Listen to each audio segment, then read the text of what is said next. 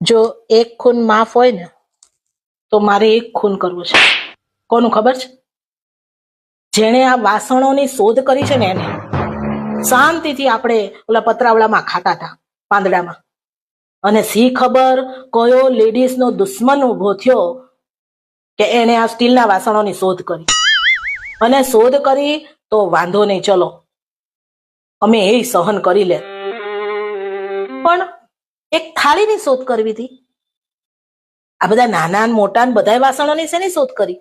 ચમચી ને વાટકા ને થાળી ને ગ્લાસ ને ડીશ. એક થાળીમાં દાળ ભાત શાક રોટલી સંભારો સલાડ છાશ પાપડ બધું લઈને અમે ખાઈ લેત. એક અવાજ ના કરત. આ તો શાક વાટકીમાં આપો, દાળ વાટકીમાં આપો, છાશ ગ્લાસમાં આપો, ખાવા માટે ચમચી આપો, ચટણી લેવા ડીશ આપો. પછી શું?